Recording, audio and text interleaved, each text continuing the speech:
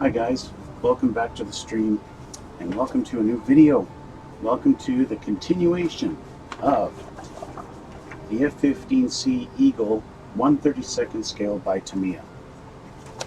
Well, we've got a lot done and I'm starting to see that little light at the end of the tunnel when you pretty much have everything painted and done and you're just getting to that final assembly stage.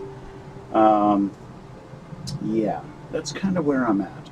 Spent like 2 hours a day, every day this past week, painting, putting decals on, and I've got it just about done, and now it's time to start doing the weathering.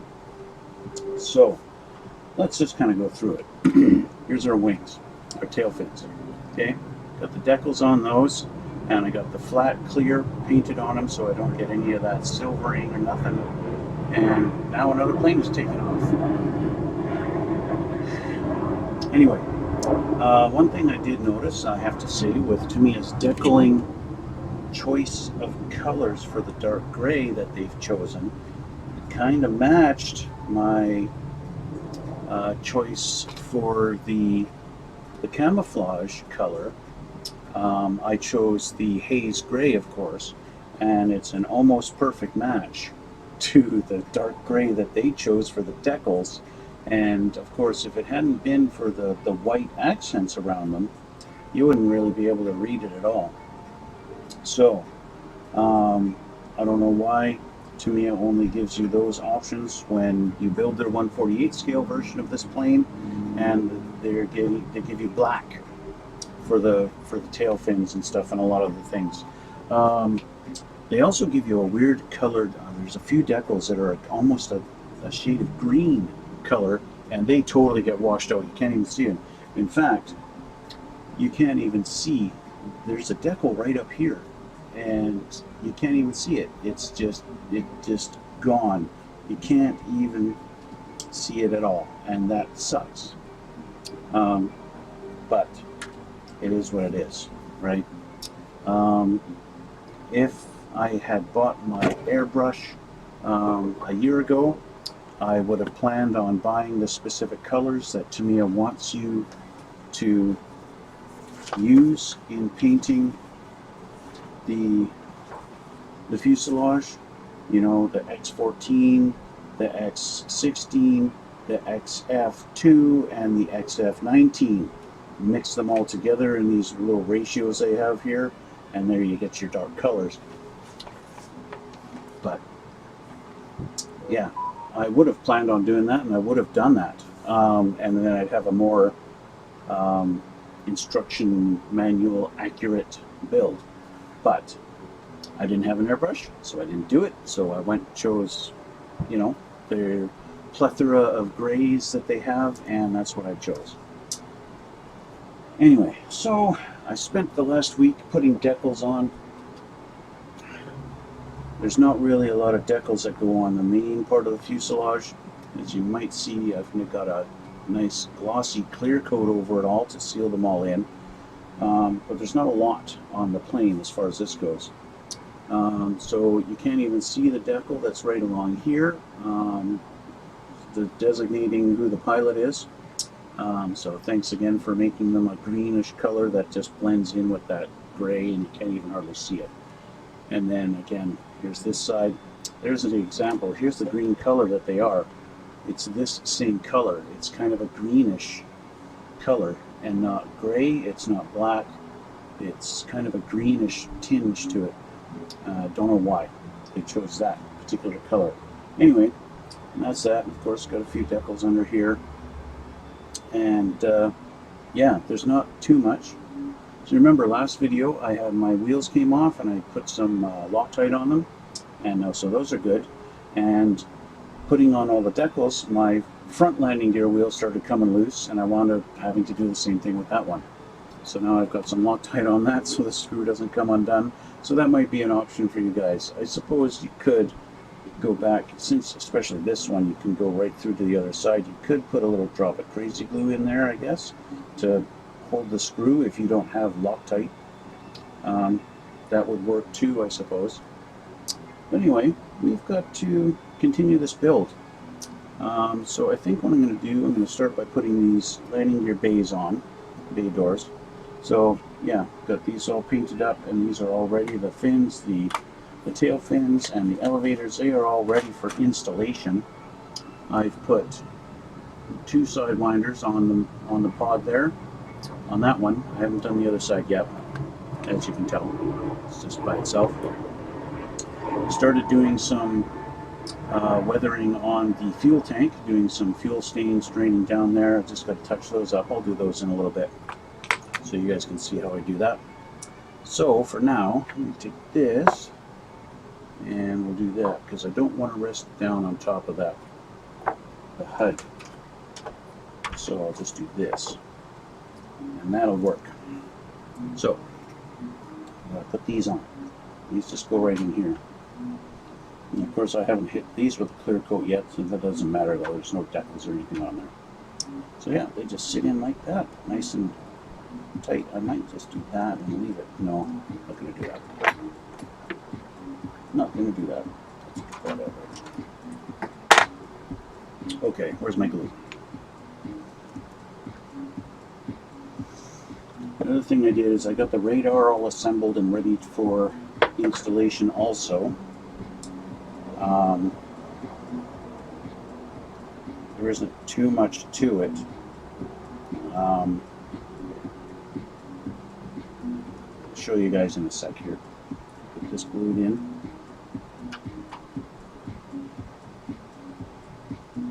Okay, here's a radar. So we got kind of a neat little setup here where it's going like this back and forth, and you can move it up and down and left and right. That was a little bit tricky getting that together, and I thought maybe I might get some glue on there and then it wouldn't move. But one thing that's nice, it's good and it's bad. It's a give and take with this glue. You can put it on there, and if you get it in a spot where you don't really want it, just keep moving the thing around while the glue is setting, and it won't hold it permanently as long as you just keep moving it, which is good for something like that. When you're trying to hold something still and you keep accidentally moving it, and the glue doesn't take, and it's like, right? But anyway, so that's that, and that's going to go on this piece here. This is a pretty simple little painting job. Just I mixed some blue and green to match the rest of it, and then just did a couple little details in there. So this is going to get glued on. I'll have to refer to the instructions which way is up on this, which is the top, and it's just going to sit down in there like that kind of thing, and then we'll get glued in. Well, no, it doesn't get glued in. Actually, it does. Never mind, it does get glued. This piece gets glued in on the front like that. Boing. Anyway, let's put this other one on here.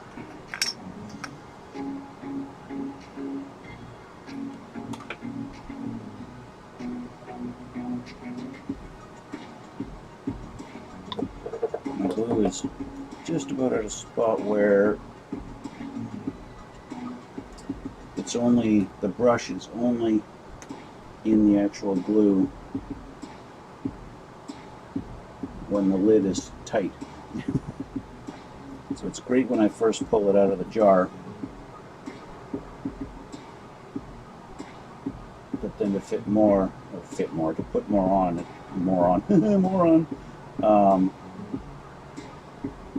it's not too good. It should be good enough.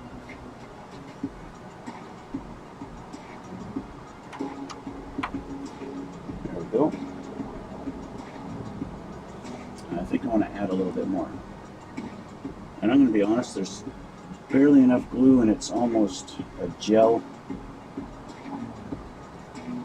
in there now. It might be time to start on my new one. So I'm going to call this empty. Garbage. And I've got a new one. Okay, but I want to just touch up a little bit along here.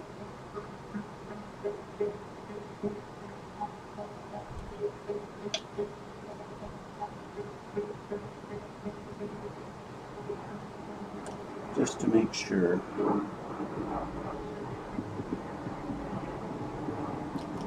It's going to stay.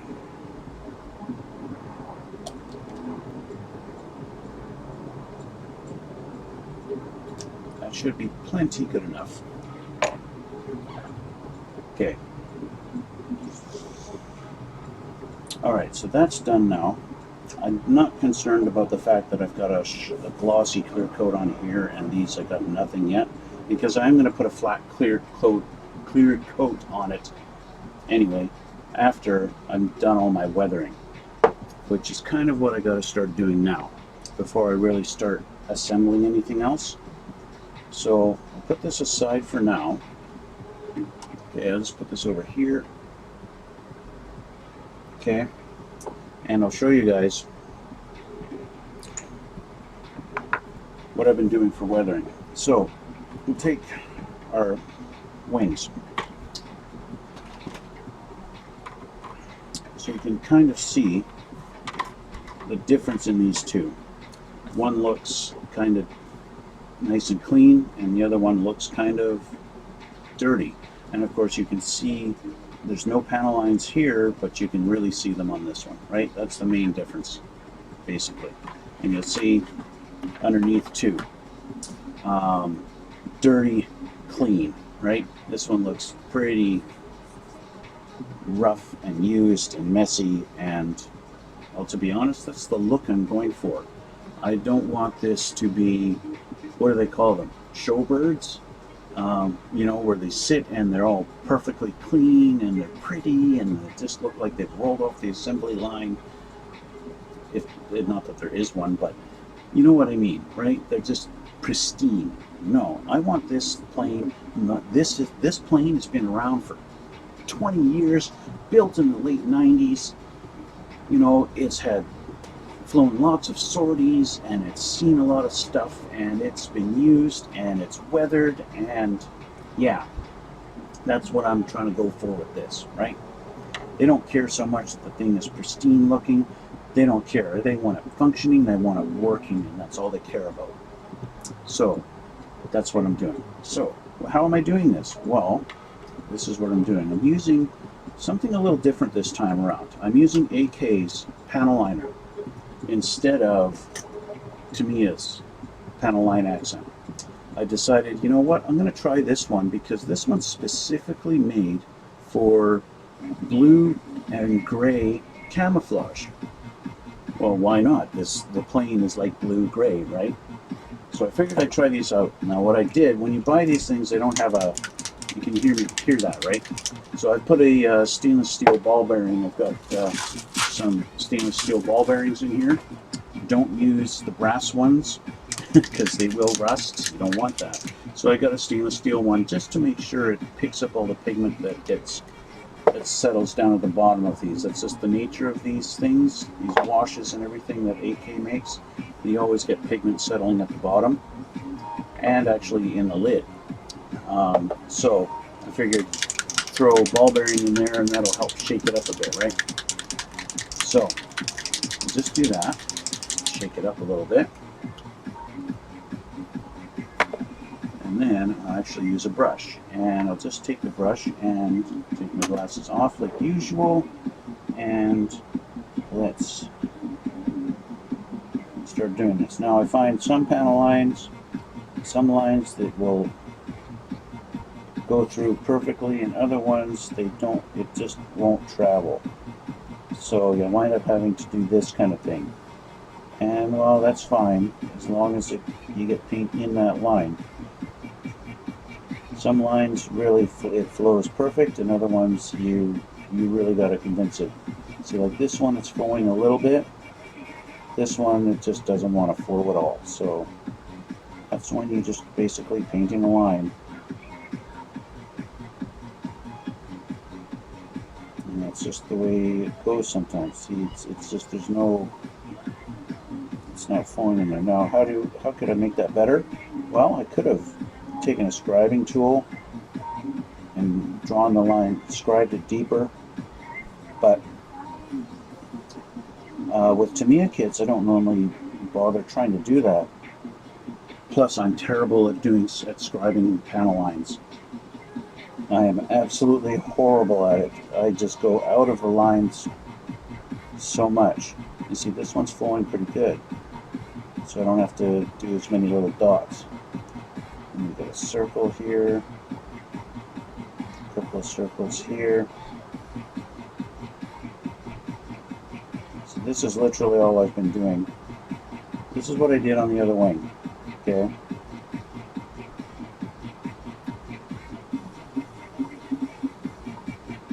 It takes a bit of time. You just go through and just do every line. No big deal. Doesn't matter. It actually doesn't matter how messy or clean you are at this, because you're going to be wiping 90% of it away anyway. And all it does, the only difference is going to be the more messy you are, or the more that you lay down. Like, I've got to draw this whole line here. And I can just slather it on, and it doesn't matter, because I'm going to be wiping it all away anyway.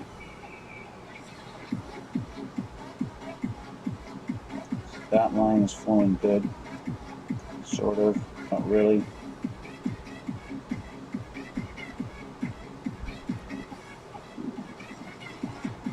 There's a lot of little rivet details on that little fin there, or whatever you want to call it.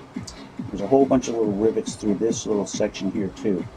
Okay, so I'm just going to be putting a bunch of dots. Now, of course, this does make this messier when you're trying to clean it up, but it's not a big deal, especially when you're going for a look of a really old, aged plane.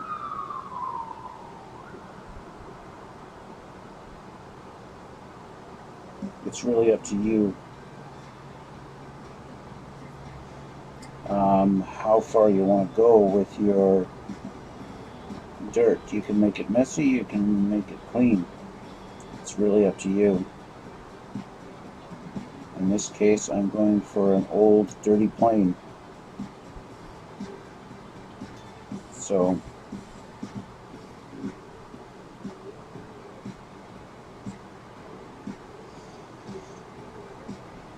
now there's a lot of detail on the back fins here.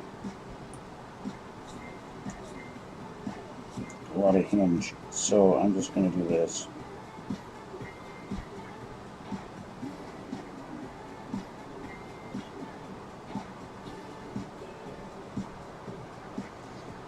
Just good enough, right? Now let's continue on. Right on through the decal. Now when I applied the decals, one thing I like to do when I got a decal that's going over a panel line, once the decal is almost dry on planes, give me a break.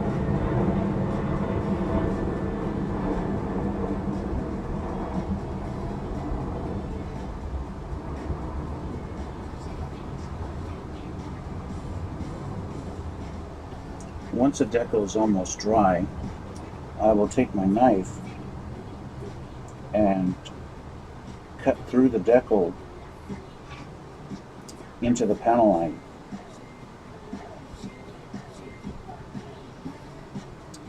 And then I put the mark set on there, so the decal will suck down into the panel line.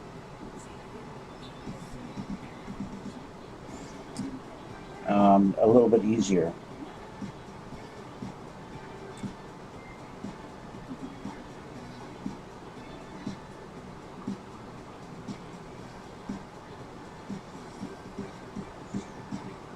Even though the mark setter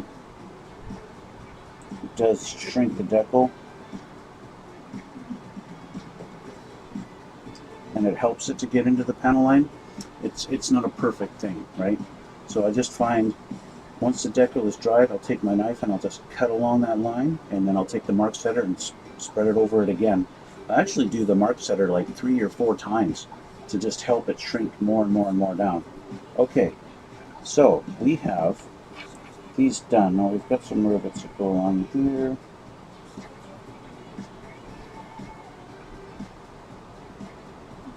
Okay, so now that we can let this dry a little bit.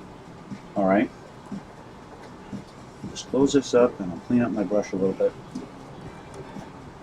We're going to be continuing on another thing right away, but I just want to show you guys this process on this wing.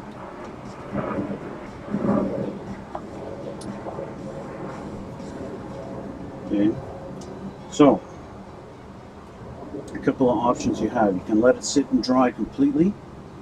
You can let it sit for 10 minutes. You can sit it for an hour. It doesn't really matter too much. What I like to do though, while it's a little bit wet still, I'll take my paper towel and completely dry, and I'll just kind of wipe it. And what that's going to do, as you can see, it's getting rid of a lot of my big drops that I've put on there, right? And at the same time it's smearing them, right? And so that helps dry it a little bit faster, and because I don't have any thinner on it, it's not going to pull any of it out of the actual panel lines. Now, if I wanted to really get aggressive, I could just rub the crap out of it and get rid of all these little dots completely. But these are actually going to be there and be to my advantage in making it look really dirty, more like this side, okay? A more uniform spreading of the dirt, I guess you could call it, right? So I'm going to let that dry a little bit longer now. We're going to leave that for about 5 or 10 minutes to dry. In the meantime, I'm going to work on my little fuel tank here, because although I have these, you can see that from your perspective, they're super dark, harsh lines that don't look very natural at all. And that's where stippling comes in. So I'm going to take some of my clean thinner. This one happens to be the White Spirit. This one that I use to clean my brush is the odorless thinner, both by AK. I think this is also a White Spirit, but it's a high quality thinner for washes, filters, and grime effects. Okay, this one, this is a high quality thinner for washes, filters, and grime effects. So, but they call this one White Spirit for enamel products, and this one is odorless thinner for the enamel products. Is it odorless? Sure. But anyway, I keep one for that's dirty, clearly, for just washing my brush, and this one I keep nice and clean. So, this is what I'm going to do. What I'm going to do is take my brush, dip it in there, okay, and just leave it. And now, I'm going to dry it off a little bit. Right on here. It's a dirty brush. Maybe I should clean it a little better.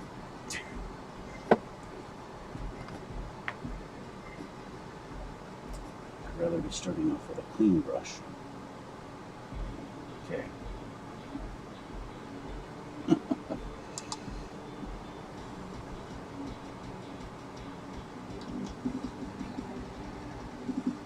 Okay. Hold that thought. We're going to get to some aggressive cleaning here. Lacquer thinner. Give myself a nice clean brush to work with. There we go. Now we're clean. Now we're clean. Now I don't want to keep the lacquer thinner on here, so I want to keep that, dry that all off of there. We'll go back to our thinner, because if I use a lacquer thinner, it's going to eat through all my layers of paint, and I definitely don't want that to happen, right? So, did I just sniff my brush? Yes, I did just sniff my brush. Okay, just want to make sure lacquer thinner's gone off of there. All right, so getting back to where we were starting. Dip this in the thinner. Now what this is going to do is just going to reactivate the paint and allow me to kind of blend it a little bit without going too harsh.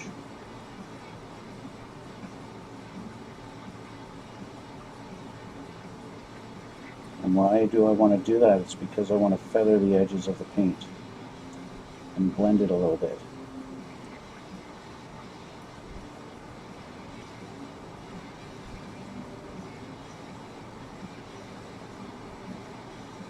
Sometimes it helps to dab it a bit to get it to clean up. Now, one layer of paint I did put on here, I put on here about an hour ago, and it is not wanting to feather out.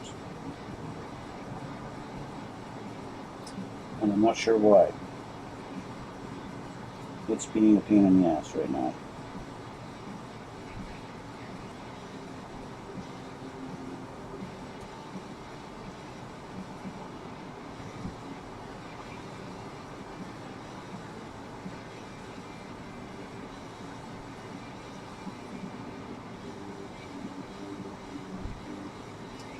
So,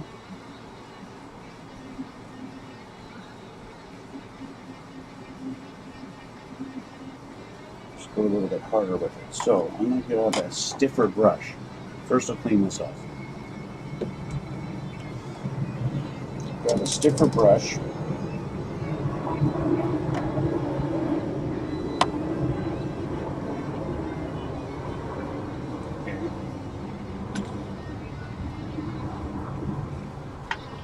Let me grab a stiffer brush here.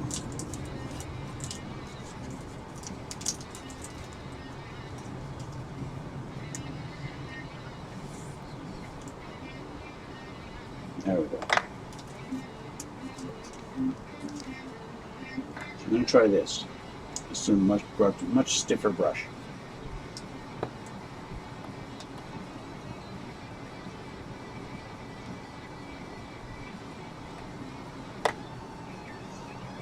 And this should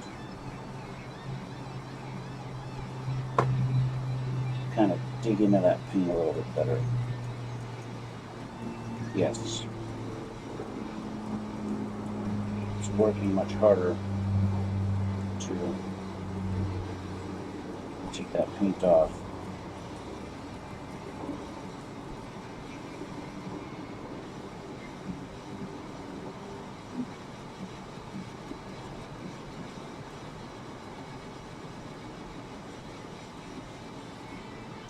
Much better.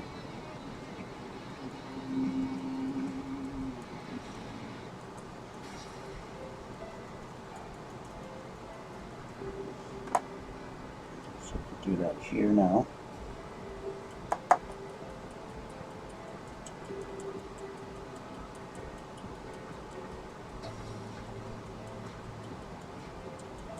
That particular color I was using, the one that is giving me the headaches, is a color called Fuel Stains, and it's not very friendly.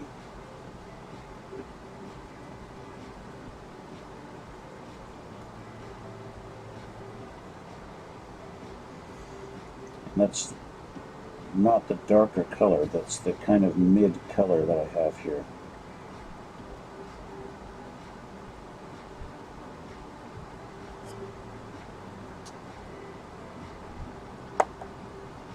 I don't think I'm going to be doing that again.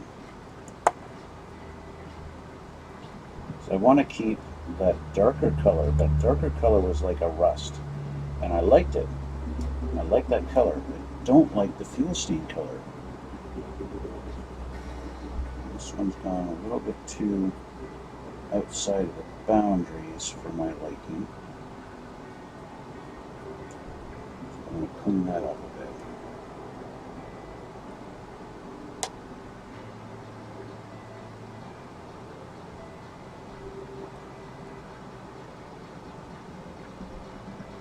Okay, getting rid of that darker color that was really, it's almost thick. Not really happy with it at all. But it's this brush sure took care of it in a hurry. Now I want to just refine it a little bit.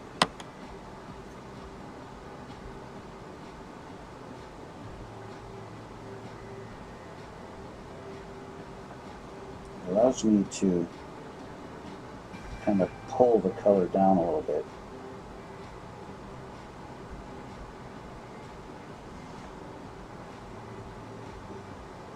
Martin Kovac on his YouTube channel Night Shift, he is a master of this kind of stuff. His stuff looks so realistic.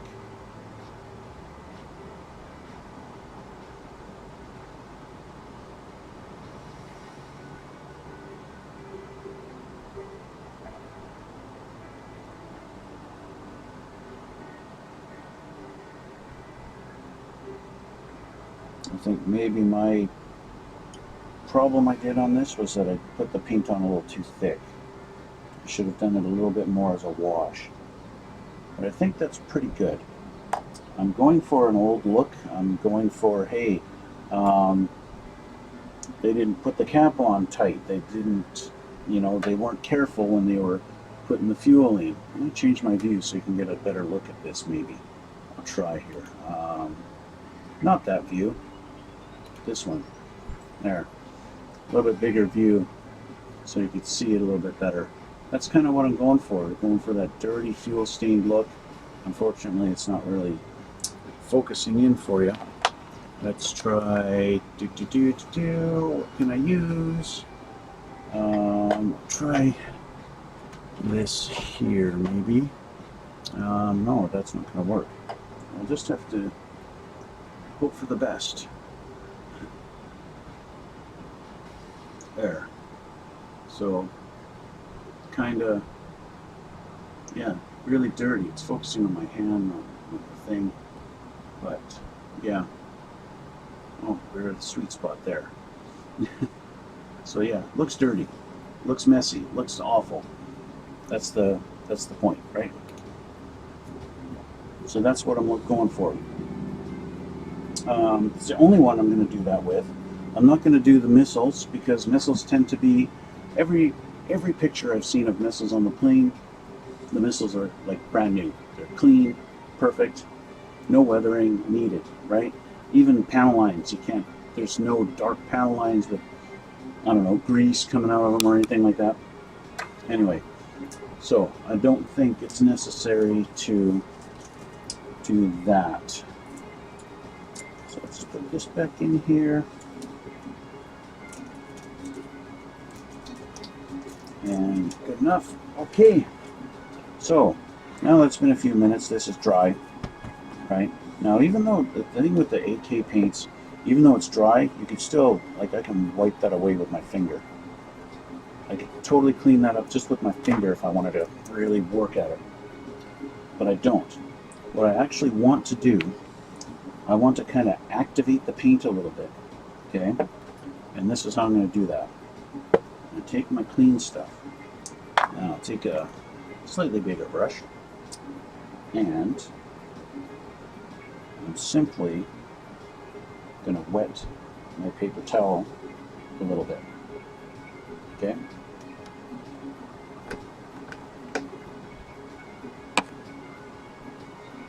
Okay, so now I got a paper towel.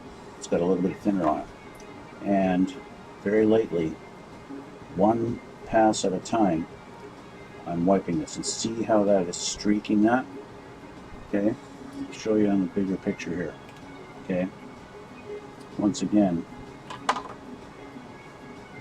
it's really pulling that ink, pulling that paint out of there. I almost called it ink. It kind of is. Okay, especially back here, this one, you can almost see I accidentally did it too hard there, and it's going to wipe it all completely away. Okay, so very lightly I'm touching this because I don't want to actually pull the paint out of the line. If it starts to do that, I go back to a dry spot and start just to rub it a little bit. Okay, now as you can see, I'm getting a more uniform kind of dirty look to it.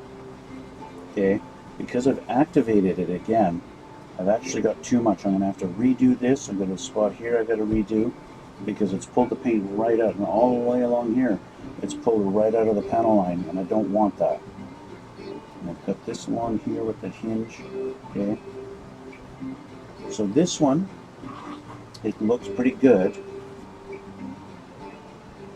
but I want to redo along here because I've cleaned it up too much right there. It's just too clean. Okay, so go back to this.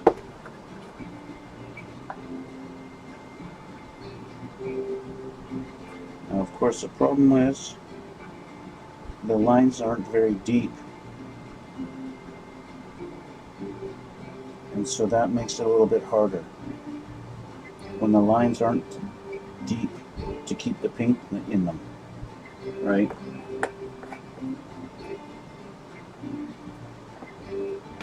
Now, fortunately, this is on the bottom of the wing.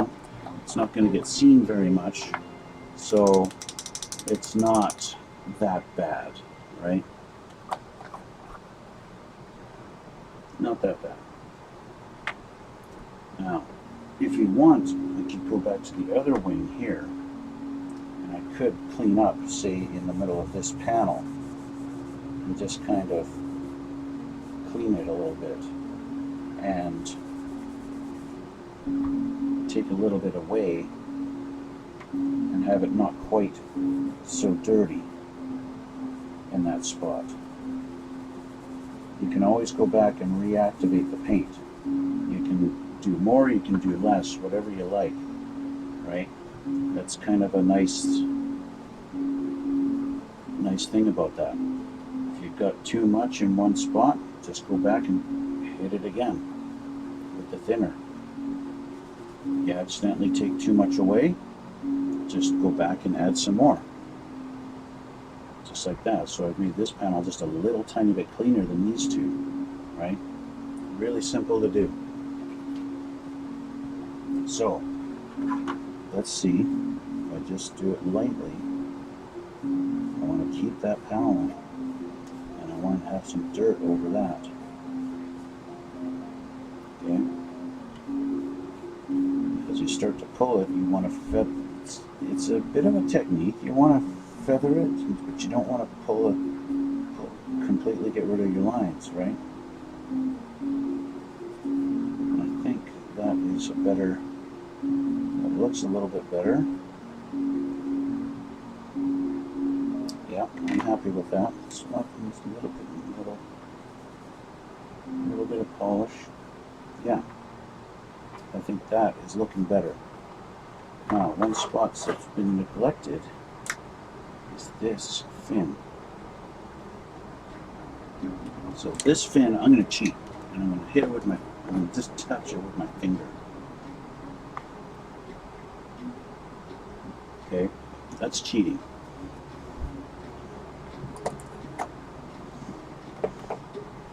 So all I'm going to do is just kind of smear it on here now.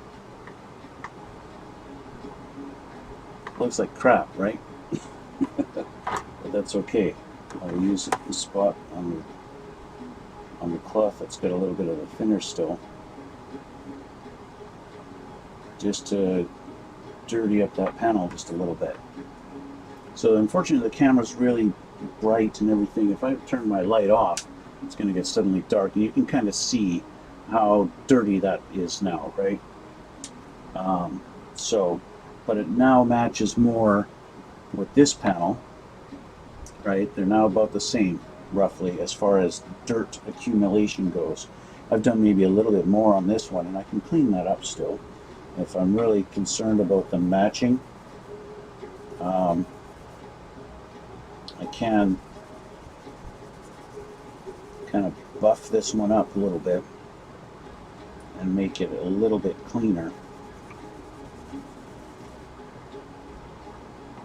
But like I said, because this is going to be this is the underside, it's not that big of a deal.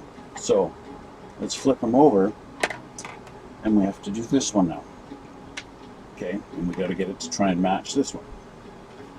So once again, we're going to be grabbing our paint, and we're going to be doing the lines. So this time, it's just doing the lines. We'll start at the tip here. Just my head in the way? Almost.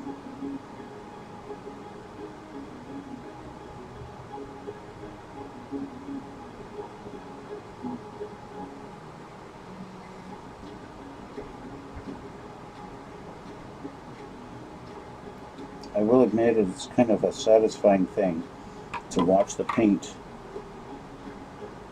travel along the lines as you do this.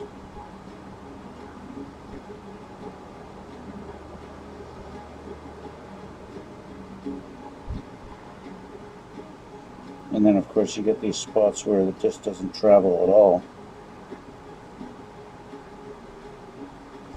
And it's kind of disappointing them as you see it travel in other lines, and then this ones it just says, hey, I'm not flowing at all. I realize you're just staring at the top of my head, so eventually.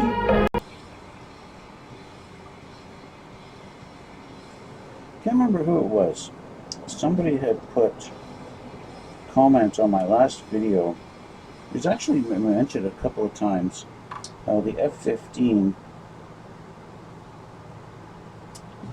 its track record,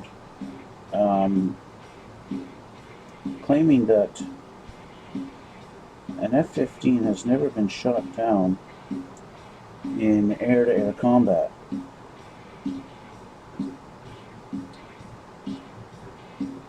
Or like it's got a record of something like that, right? F-15's never been shot down. Considering the plane is like 50 years old. I can't remember who it was that said that in my, commented that on my video. I decided I have to Google that because I couldn't believe F-15 had never been shot down in 50 years. Nobody's ever shot down an F-15.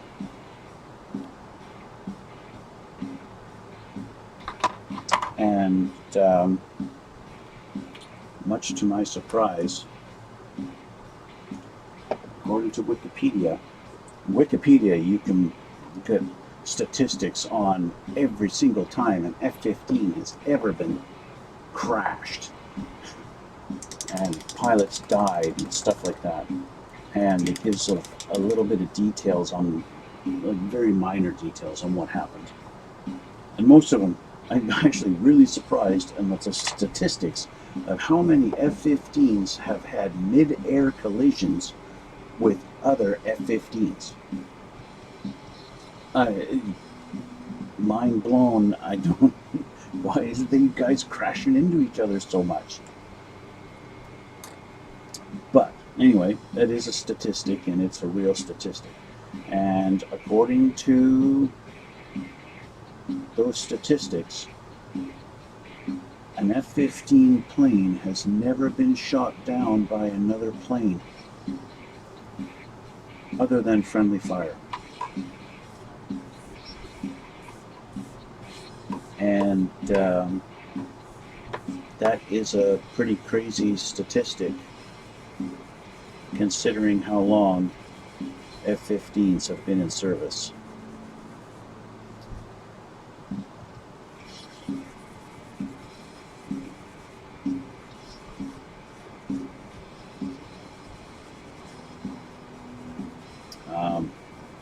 It's incredible. Now, an F-15 did get shot down in the Gulf War.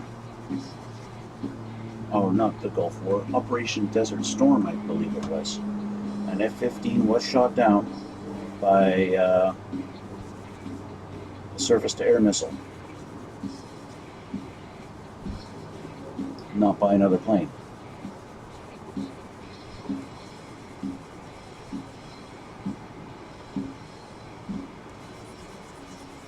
Which is still, that's pretty crazy.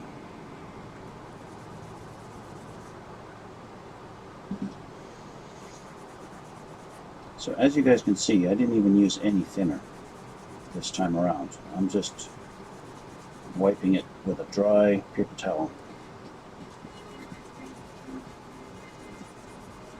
Now, if you want to get precise and you want to clean it up and don't have all this dirt smearing everywhere, take your thinner, get it on a Q-tip, and clean up along those lines, right? Every single line that you want clean. Now, I'm not concerned with that. I want this dirty, and that's why I'm doing it this way, okay? I am rubbing a little bit hard because I want to clean up some of my little dots that I've put, right? But other than that, I want it dirty. And I think I got it pretty close to the way this other wing is looking. I think that's pretty good. Now, could I go more? Could I make it dirtier? Yeah, I could. I could make it dirtier. I don't really want to go quite that far. I don't want the plane dirty, right? I just want it used, worn. Of course, this is all kind of shiny looking right now, and I am going to hit it with a flat clear after, right? That's basically my last step. So with these done, these are done now, both sides. Nice, looking nice and dirty, and yeah. So these can get put aside. Let's put them there. Let's have a look at the instructions. Actually, do I have time? Do I have time? Do I still have time to do this? Yeah, I'm running out of time. Let's take a look and see what's next. Maybe I will glue my sidewinders on this one. All these little steps, everything's got to be done, right?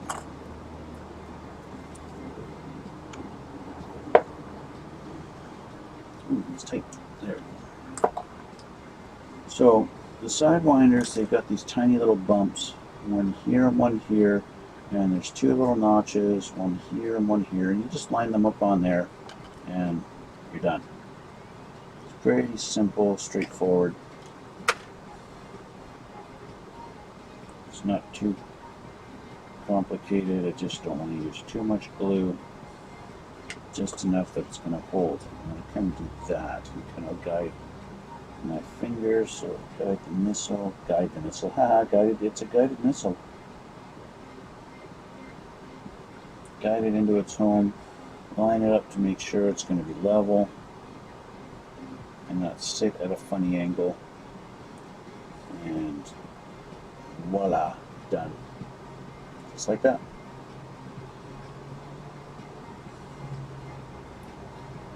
I do like to let that sit, just to let that glue set before I do the other side. Let's have a look at the instructions and see where we are as far as our build goes. So last time we had put the landing gear bay doors on and got the landing gear, that's all done. And then we assembled the wings and we put the fins in, that's all done. Okay, we flip it over, we're going to put the wings on, which we did. And we have to put this piece here, this guy here. He needs to be assembled. Now, I did test fit this thing, and I found it didn't really want to go in its home very easily. Let's just find a new home for this temporarily. Over there. Let's bring this guy over back here. Okay. So he goes in right here, okay? So the way they have you put it is you put the nose in first and then you put it down in the back. Well, what I found, I'm going to have to take my tape off here.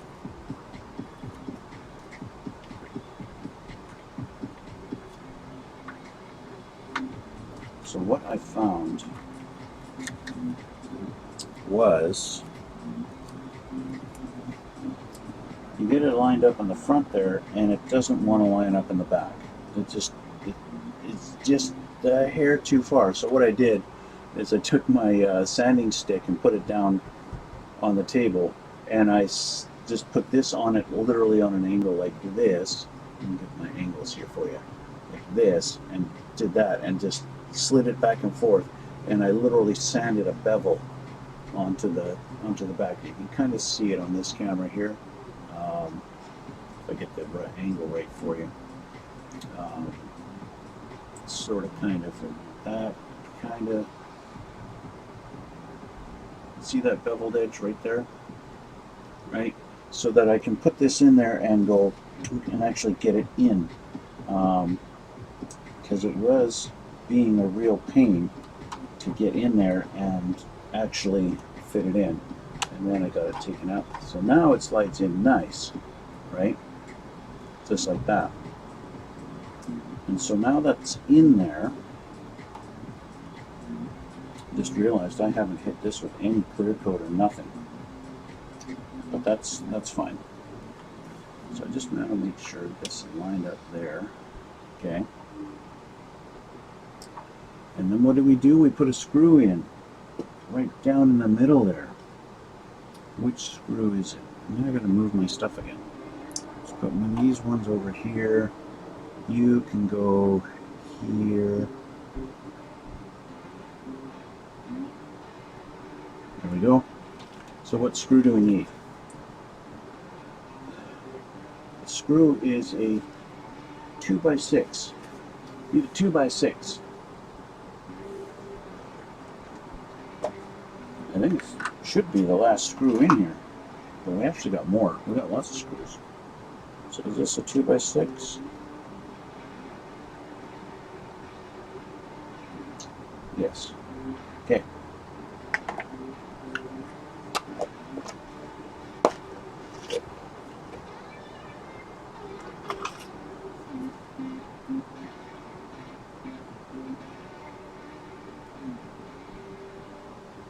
And that goes right through down in there.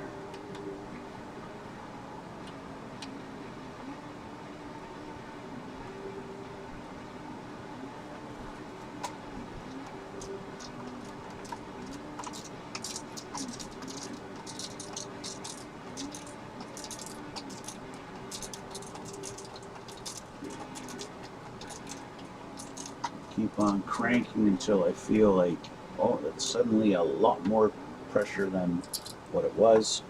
And there we go. So that piece is now in. Okay, and that should lock the nose cone. It almost locks it completely, not really moving.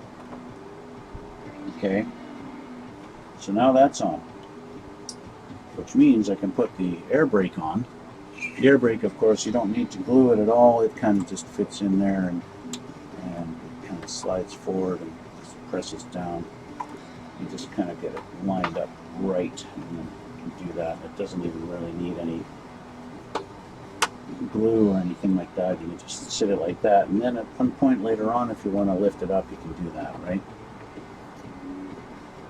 If you actually want to have it displayed open. Of course, now that I've locked it in there, it wants to turn me into a liar. There we go. So you can actually have it displayed open. You can put the little shock in there and have it displayed open if you like. I personally don't really like them like that. I like it closed, but it doesn't really matter so much. I could just glue it down and leave it, and that'd be fine. I think for continuity purposes, I want to hit this with a coat of the clear, the gloss clear, just because it is a fairly big panel. This piece, not so much, doesn't really matter, but I want to put a clear coat on that. I want gloss on that before, so just so that I've got the layers, because I've got gloss everywhere, and then I'm going to do flat over top of the gloss, so I want to have that on every piece, so that one, just in case it comes out looking different, and then I'm like, frack, right? Anyway, so that's there, that's together now. And so next, of course, is the weapon pods. And then assembling the weapons, which we've already done. We've assembled the weapons and the pylons, right? Those are done. I can now put the center pylon on the fuel tank. Now that I've done my little weathering, right? And so I can do that. And that just sits right just like there. So I can do that. Let's throw some glue on it.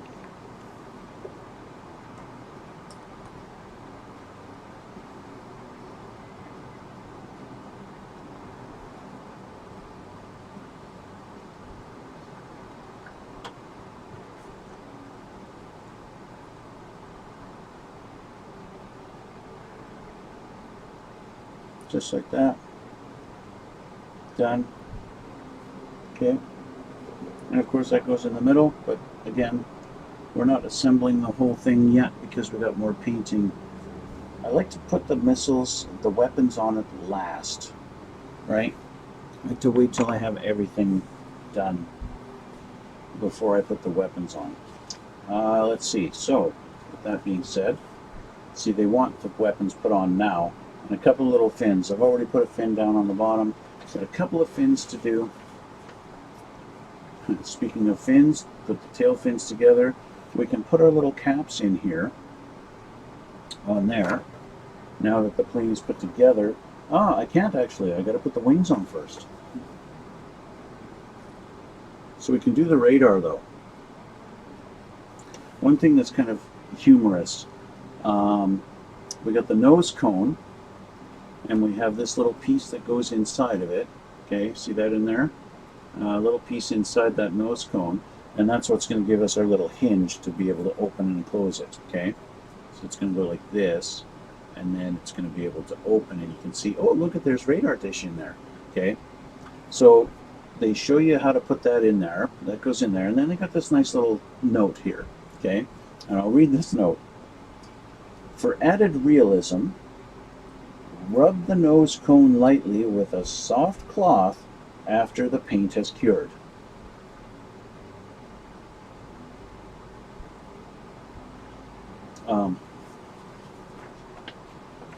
Rub it with a soft cloth.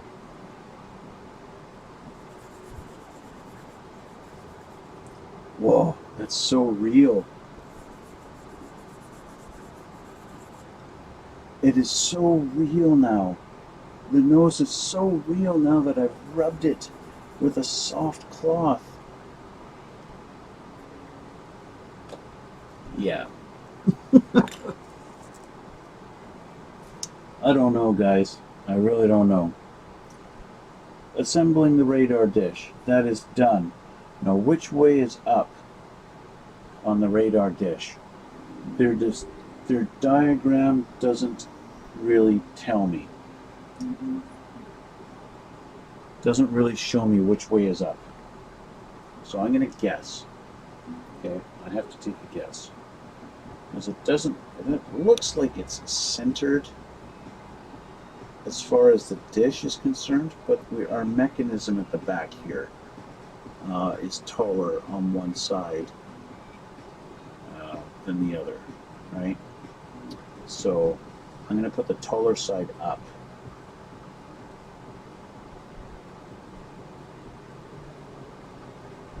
And that's the way my radar dish is going to be.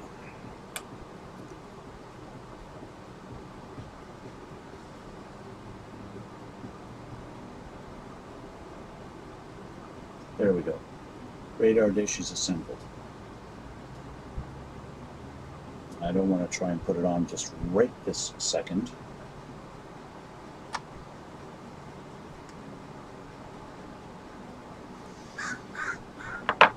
And then of course they're showing me to finish assembling the hub and everything. That's this guy here. And to put that in, of course, we already have it because we've got the resin cockpit in there, right?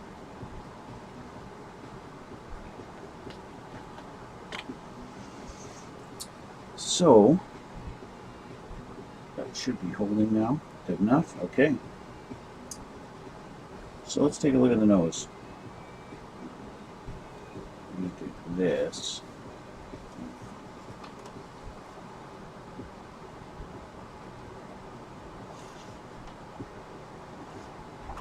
Make sure it sits in there nice. Lines up. Kind of sits in, but it doesn't.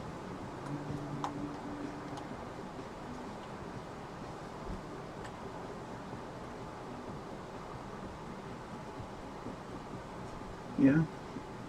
Okay. Put a little bit of glue on there and we'll stick her down.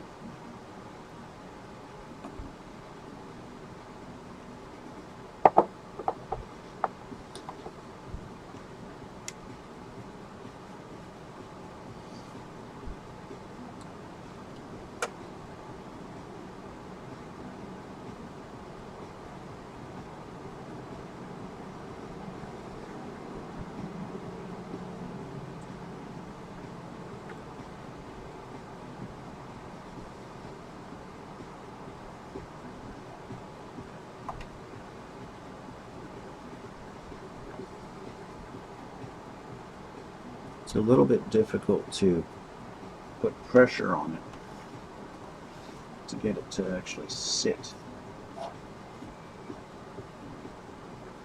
Something that probably could have been done before the nose cone was even on there.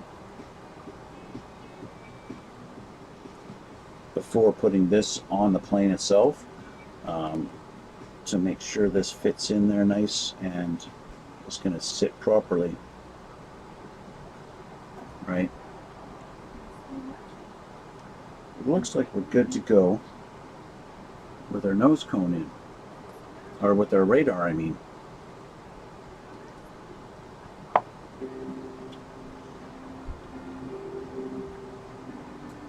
So radar is in, just like that. And this does not get any glue. This just goes in there. This guy goes in here and slides in there. Oh, just like that. So that allows it to be on a hinge and open up like this. And then there's a little rod you can put in there and to hold it open. And then technically this should be sliding in to line up the nose. And it should stay in place.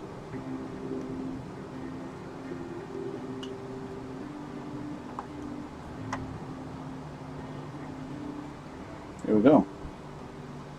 So I'm not quite happy with the fitment. I would rather it glued in to line up and be perfectly lined up like that. I would rather it just glue it like that and now it's permanent, because as soon as I let go it wants to pop open, and although it can sit like that, it's not lining up. The panel lines aren't lining up. You can see there's a big gap and it's not perfect, right? Whereas if I glued it, it would line up. I'd glue it perfectly in its spot and it'd be there permanently. So how much do I want to have that little gimmick like this, you know? It's neat, but I don't know. And of course it doesn't like to stay closed. So I don't know. It's okay. It's okay, but I might wind up gluing it. I don't know yet. We'll see. We'll see how I feel. How much it annoys me. So that's the nose cone. Then we have the canopy. Canopy. I'm not happy with the canopy. So, before I call it a day, let's go over Tamiya's canopy. Tamiya, in their infinite wisdom, decided to mold the canopy with a nice big seam down the center. Okay. Now, for the first time in my life, I've had to deal with that. I've never had to deal with a seam down the center of a canopy. Every 1/48 scale F-15 that Tamiya makes does not have the seam down the center of the canopy. The 1/32 scale F4 Phantom, there was no seam down the center of the canopy. So why did they make that on this plane? Why? Why? So, what I did is I took my razor What's my razor? My razor is my glass file. Okay, I use this on my Gundams. Okay, and this thing is fan-freaking-tastic. Okay, buy one. Definitely buy one of these. It's so awesome. I'm not getting paid to advertise these guys, but these things are fantastic. Okay, I used that and I got rid of that panel. I got rid of that big seam. Then I took the balancing foam. It's foam, it's squishy sanding stick. You've got one side is nice abrasive and this side polishes. Okay, got some dust on there now. I did that. Because this is not actually designed for clear plastic, it didn't get it 100%. It got it a good 90%. It was pretty good. But then I decided it's got to be better. So I actually broke down and I bought some Tamiya polishing compound. Never used this stuff before. Okay. This one I bought the fine. This is the fine one. The finish. Okay. Polishing compound finish. Okay. That's what this one is. So I bought that. Put it on there. Took my microfiber cloth and I started buffing it. And it didn't do nothing. It didn't make it any better at all. So then I grabbed my little polishing kit for my Dremel. And I put that on there, put the little buffing wheel on there, did that. And yeehaw, that came out crystal smooth and clear. In fact, I got to the rows done, except for one little spot. And I decided to just hit it with the little buffing wheel without any polishing going on, and I melted the plastic. I had a perfect canopy, and then I melted a little spot on it. You might not be able to see it unless I really get in the light perfectly. It's like right here, right in front of my finger there, and unless you get it in the right spot, you'll never notice it. I can see it, but it's not a big deal. So, other than that, this came out perfect. Okay? Came out perfectly fine. Absolutely fine. Now, when I built the F4 Phantom, the canopies, those things fit absolutely perfect. You don't have to glue them.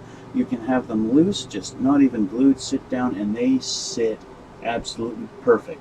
Go back and watch my video where I'm fitting those on afterwards. They fit flawless. Okay? Flawlessly. This doesn't. And it's like, my favorite frickin' plane, and Tamiya doesn't care enough to make this fit perfect. What's not perfect? Let me take my paint off here. Tape. Okay. What's not perfect about this? I'm going to show you what's not perfect about this.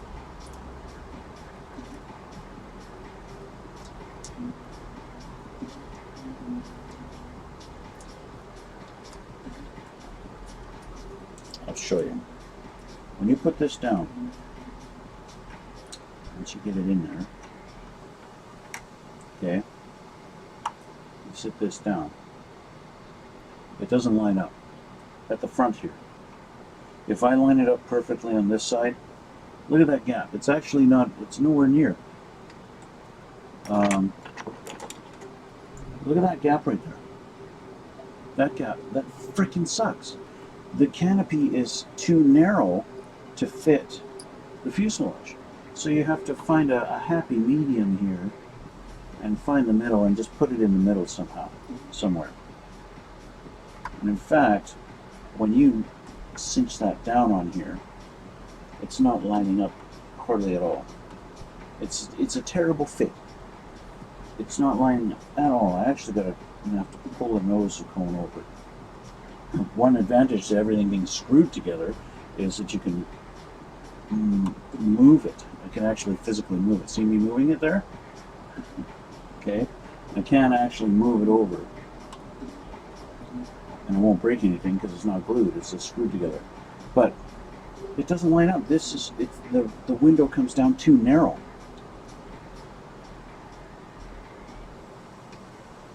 my first thought when I discovered this was, well, maybe it's the resin cockpit. It's pushing it out. You know, it's making the fuselage wider, and that's why this doesn't fit. Right? That was my first thought.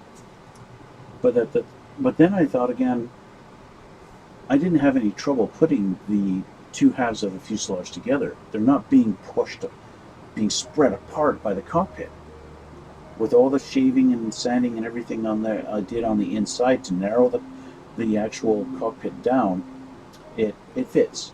It all fit together, and it's not being pushed apart. I didn't need to super glue everything together to keep it, to hold it. It's just together. It's fine. So it's not that. It's not that at all. It's just Tamiya didn't mold this properly. And that really, really sucks. You know, so I'm sorry, Tamiya. I gotta give you a fail on that. As much as I love your stuff most of the time. Now that's really in there. There we go. Yeah. And there's nothing I can do about it.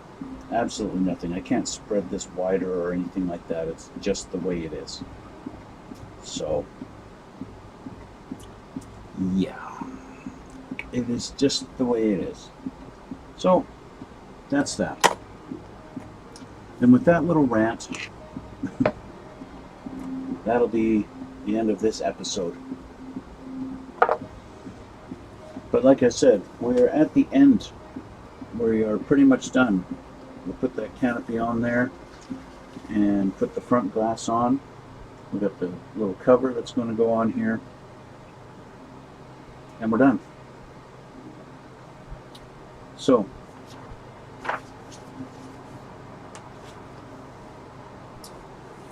next one will be final assembly. Okay? Probably tomorrow. But for now, we're going to call it a day. I gotta get going, and we're done. And yeah, we're done. So I want to thank you guys for watching, and thanks for coming out as usual. I really appreciate you guys. I just noticed I got a new follower on Twitch today. Thank you so much. That's awesome. Yes, thank you. And more followers on YouTube. It's slowly growing. It's so awesome. I love you guys. Yeah, it's really awesome. And the comments you guys give me and all the support, really, it is really awesome. And thank you guys again so much. Yeah, it's unbelievable. It's really awesome, guys. Thank you so much. So having said that, head on over to my Twitch channel and follow me on Twitch, and head on over to my Instagram and follow me on there. If you want to see still pictures that I take on there, I always post them when I'm finished a build, so you can head on over there and take a look at them there. Hit that like button down in the middle there. Go over to this side here and hit subscribe. You know that. Everybody asks for that all the time. So yeah, I really appreciate it. Thank you guys. And so yeah, we're going to call it a day. And so there we go. We will see you guys in the next one.